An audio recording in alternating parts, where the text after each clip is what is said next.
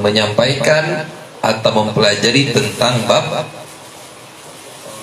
apa kalau pertama kali di video itu toharoh, bersuci. Toharoh itu bersuci, ya. Toharoh itu menghilangkan hadas atau najis yang ada di badan, ya, maupun pakaian maupun tempat, mobil khusus di badan kita. Toharoh itu sekali lagi artinya bersuci, menghilangkan bau, menghilangkan rupa, dan juga menghilangkan rasa, ya. Innallaha yuhibbut tawabin wa yuhibbul mutatahhirin. Sesungguhnya Allah mencintai hamba-hambanya yang bertaubat, dan Allah juga mencintai hamba-hambanya yang bersuci, ya. Makanya kita diajarkan di bab pertama ilmu fikih itu tentang toharoh, karena namanya sholat, ya, itu harus dalam kondisi suci, bersih. Ngapain aja ibadah itu, ya, harus dalam kondisi bersih. Mau tawaf, ya, dan sebagainya, termasuk tadi kita baca Quran, ya, harus dalam kondisi bersuci atau kondisi berwudu, ya. La yamassuhu ilal mutahharun, jangan kau sentuh suhuf itu kecuali dalam kondisi suci atau bersih. Baik, macam-macam bersuci itu ada 3. Yang pertama dengan cara berwudu, yang kedua dengan cara tayamum, dan yang ketiga dengan cara mandi, ya. Berwudu dengan air, tayamum dengan debu atau tanah, bukan pasir. Ingat Rian sana. Biasa. Ya, debu atau tanah, mandi hingga dengan air. Pasir, Ya. semen, ya. Alat-alat atau alat untuk dijadikan berwudu atau bersuci itu, yaitu tadi dengan apa? Dengan air, dengan tanah atau dengan debu, atau dengan batu, ya, atau dengan batu kalau nggak ada air. Maaf, pada saat istinja nggak ada air, boleh dengan batu, ya. Batunya ada 3 syarat. Batunya yang keras, yang kering, ya, dan yang kasar. Yang keras, kering, dan kasar. Kasarnya juga jangan kasar-kasar amat, ya, ntar sakit, ya. Ya, enggak ada syarat harus panas, ya. Demikian. Baik, zaman sekarang dengan tisu, ya. Baik, bicara masalah air,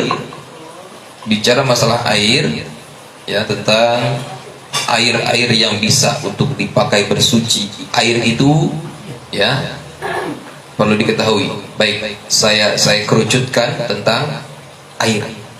Taharah bersangkutan berkenaan dengan air. Konsentrasi. Ya. Air itu terbagi-bagi.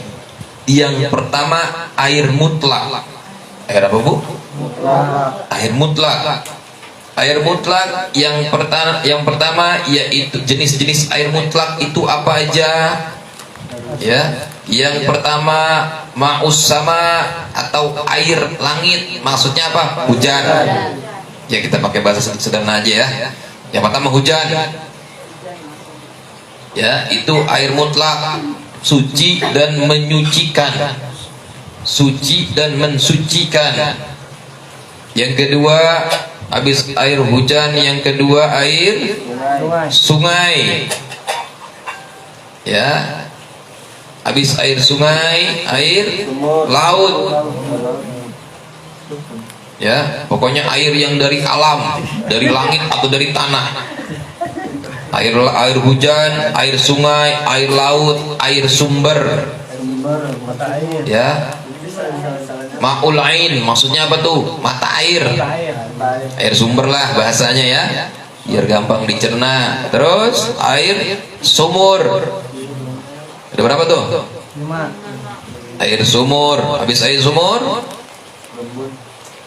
air salju. Air salju. Salju suci dan mensucikan. Boleh dipakai wudhu. Dan yang ketujuh atau yang terakhir air embun.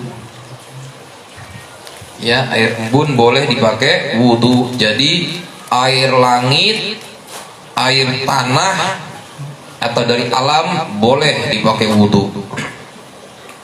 Gimana kalau misalnya yang turun dari langit itu misalnya nih ya, namanya fikih, air hujan susu. Hujan susu boleh nggak dipakai wudhu? Ingat, air yang datang dari langit dan datang dari tanah, ya, itu semuanya suci dan mensucikan. Hujan susu. Nah, ini kita berpikir di luar hal-hal yang umum. Hujan susu boleh nggak dipakai wudhu? Boleh. Kan dari langit. Biasanya kalau seperti itu warnanya aja yang putih. Yang warnanya susu datangnya biasanya dari kambing, sapi, onta, atau dari ibu-ibu yang menyusui. Ya, demikian. Ya, baik. Terus habis air mutlak, yang kedua jenis airnya adalah air musammas. Musammas, air musammas itu air apa sih? Yang tadi pertama air mutlak, jenis-jenisnya ada 7. Yang kedua air musammas. Air musammas itu air yang terkena matahari langsung. Airnya suci, mensucikan, cuma makruh. Air suci mensucikan, cuma makruh. Ya, contohnya apa? Air yang terkena matahari langsung. Apalagi air itu misalnya ada drum yang dari besi itu ya, kena matahari, baunya bau besi. Ya, ada bau besi. Apa ya orang-orang kita bilang iyengan ya, atau apa ya, karat ya. Air karat. Itu hukumnya makruh buat wudhu. Ya, makruh. Kenapa makruh? Bisa menimbulkan penyakit. Penyakit apa? Penyakit baros atau penyakit sofat. Ya, ada doanya, Allahumma inni a'udzubika minal barosi. Ya Allah, lindungi saya, lindungi kami dari penyakit belang. Baros itu atau sofak itu penyakit belang. Jadi sekali lagi, kalau air kena matahari langsung, ya, yang berwadahkan seperti besi itu, drum ya, sebaiknya tidak dipakai untuk berwudu atau cuci muka atau mandi, karena bisa menimbulkan penyakit baros. Ya, itu disebut air musammas. Jadi mensucikan, suci mensucikan tapi makruh. Kemudian yang ketiga air mustakmal. Ya, air mustakmal. Air mustakmal itu apa aja sih? Air suci tapi tidak mensucikan. Air suci tapi tidak mensucikan. Contohnya, ini air suci nggak? Air suci. Kalau dalam kondisi seperti ini dia suci. Ya, kondisi seperti ini nanti ini penjelasannya, tolong saudara-saudari sekalian konsentrasi. Ya, ini suci. Ya, suci. Terus saya campur dengan kopi. Saya campur dengan kopi, kemudian warnanya berubah menjadi warna kopi hitam. Ya, masihkah ini suci? Masih suci. Apakah bisa mensucikan? Tidak lagi mensucikan, karena sudah tercampur zat lain, zat suci lain, ya, namun merubah sifat awalnya. Bercampur dengan zat suci lain namun merubah sifat asalnya. dicampur teh, berubah nggak jadi? Berubah. Masih bisa nggak? Tidak. Jadi air mustakmal itu satu, air yang bercampur dengan air suci yang bercampur dengan zat suci lain, namun merubah sifat asalnya. Contoh, air putih dicampur dengan kopi, air putih dicampur dengan gula, air putih dicampur dengan sirup. Coba-coba Pak Dudus wudhu pakai air sirup, disemutin ke diuyuh, ya itu. Baik, selanjutnya air mustakmal itu apa sih? Air bekas wudhu. Ini yang sering menjadi perdebatan atau timbul pertanyaan. Air bekas wudhu, kategorinya yang disebut bekas wudhu itu seperti apa sih? Kita sedang berbicara, ya contohnya kita sedang berbicara nih, kita kerucutkan, berbicara dalam air konteks yang sedikit. Ya, batasan dalam ilmu fikih sedikit banyak itu batasannya adalah 2 kulah. Berapa Bu? 2 kulah itu berapa hitungannya? 216 liter kurang lebih. Berapa? 216 liter. Jadi air mustakmal itu yang pertama tadi ya, bercampur dengan zat lain. Yang kedua air bekas wudhu. Kita sedang bicara masalah air yang sedikit. Sekali lagi saya ulang, ini bisakah buat wudhu? Bisa ya? Sekarang saya tanya, ini mustakmal bukan? Bukan. Ya, bukan mustakmal. Kita akan mempelajari bagaimana atau seperti apa sih mustakmal itu. Sekarang saya tanya nih, ya ini tangan saya cemplung gitu. Mustakmal enggak? Gimana Bu? Mustakmal enggak? Mustakmal. Yang lain? Ayo jangan diam, ibu-ibu. Hah? Tidak. Kenapa tidak? Kan udah saya celupin jari saya. Karena saya sedang tidak berwudu. Ini bukan mustakmal. Ya bukan mustakmal, ya Bu ya. Jadi kan sekali lagi, kalau misalnya Pak Dudus nih, ya umpama di depan rumahnya ada padasan, tahu padasan? Gentong, zaman dulu tuh ya, ditutup pakai bolongin tuh pakai sendal tuh, itu karet sendal. Ya, pada saat itu saya sama Pak Dudus pengen wudhu. Ya, saya wudhu karena Pak Dudus pengen wudhu duluan. Saya bukain tuh. Ayo Pak silakan wudhu. Beliau wudhu. Habis beliau wudhu, Pak Dudus wudhu, ya kemudian Priang wudhu selanjutnya. Ya, akhirnya pada saat Priang mau wudhu, saya tutup dulu tuh karena Priang masih pakai sendal. Saya tutup dulu. Kemudian Priang wudhu, saya buka lagi. Pakai tangan saya tadi saya tutupnya. Saya buka lagi. Priang wudhu. Ini air di padasan jadi air mustakmal nggak? Jadi air mustakmal nggak? Tidak. Lalu air mustakmal itu seperti apa? Apabila saya berwudu kemudian saya tampung air bekas wudu saya, ya kejatuhan bekas wudu. Baik, kalau kejatuhan bekas wudu akan timbul pikiran, lalu bagaimana kalau saya mandi atau saya wudu di sebelah saya ember? Pernah mikir gitu kan? Kecipratan. Apakah itu mustakmal atau bukan? Kan bekas wudu yang jatuh. Batasannya apa? Ayo batasan kecipratan itu gimana? Baik. Air ini taruhlah airnya apa, gelasnya gelas muk ya. Gelas muk. Terus tadi saya bilang saya masukin kopi sampai hitam. Ya Bu ya, disimak. Itu berubah menjadi air kopi. Setelah menjadi air kopi tidak lagi bisa dipakai untuk bersuci. Betul? Ya, sekarang air ini bening. Kemudian ya Ibu Pak Dudus itu nggak ngelihat, nggak ada yang ngelihat. Saya masukin sedikit kopi, cuman sedikit, nggak jadi hitam, nggak jadi hitam. Saya masukin sedikit aja, seujung jari saya, sedikit berubah. Tapi saya tanya, Pak Dudus ini air apa? Kalau saya sih pasti tahu karena saya masukin.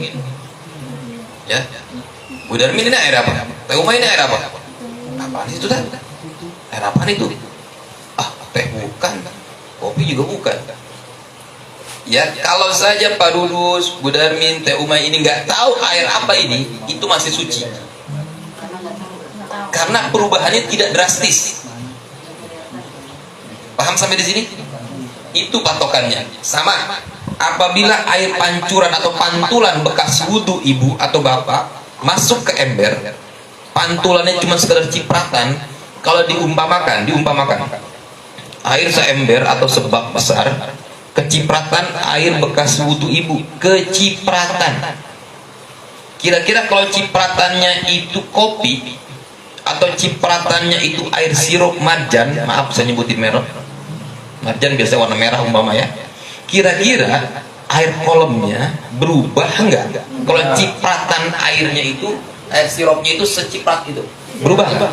Tidak. Berarti air itu tetap suci, masih bisa pakai wudhu. Paham ya? Saya menggunakan bahasa yang paling sederhana ini. Ya, apabila diumpamakan ya cipratan air itu adalah zat yang lain, maka tidak berubah. Paham sampai di sini? Kalau cipratannya banyak sampai berubah, ya itu menjadi mustakmal airnya. Tapi masa iya sih nyiprat sampai banyak banget? Mandinya pakai selang Belanwir kali. Ya, demikian. Ya, itu patokan. Ya, selanjutnya air mustakmal itu apa sih? Air yang dari pohon. Tadi air yang berubah bercampur zat, yang kedua air bekas wudhu, yang ketiga air dari pohon. Contohnya apa? Air tebu. Boleh nggak air tebu buat wudhu? Air tebu suci nggak? Mensucikan nggak? Enggak, air tebu nggak bisa dipakai untuk wudhu. Selanjutnya contohnya lagi apa? Air kelapa.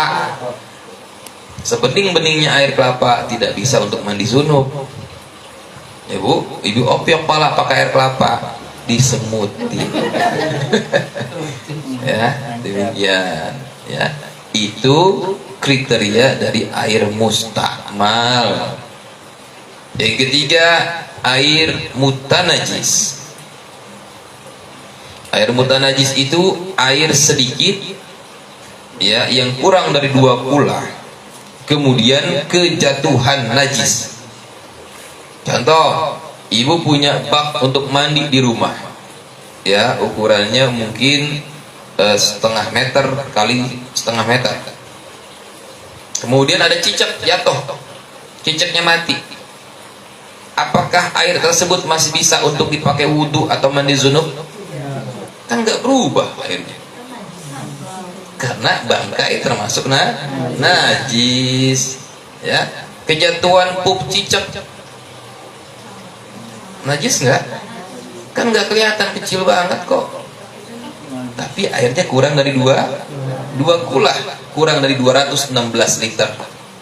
Ya, itu air mutanajis. Apabila kejatuhan najis air yang kurang dari 2 kula, maka air tersebut menjadi tidak suci, menjadi air mutanajis namanya. Kalaupun air sumur lebih nggak dari 2 kula, lebih dong, lebih dari 2 kula. Kemasukan tikusnya mati di dalam sumur. Pada saat ibu mau wudhu, airnya baunya bau bangkai tikus, sah nggak buat wudhu? Tidak, karena ada baunya. Ya, lu bagaimana kalau bapak, misal Pak Dudus nih, dulu waktu masih remaja mandi di kali. Pada saat mandi di kali, nyilem, pas nimbul di sebelahnya ada si kuning melambai, ya. Saat itu Pak Dulus lagi mandi junub, ya, lagi mandi junub, masih remaja, belum nikah, mungkin malamnya habis ngimpi, ya, habis ngimpi mandi junub, nyilem, ya, pas timbul Ada tadi tuh si kuning lambai. Pertanyaan saya, sah nggak mandi junub? Sah. Sah nggak? Sah. Kan ada si kuning tadi.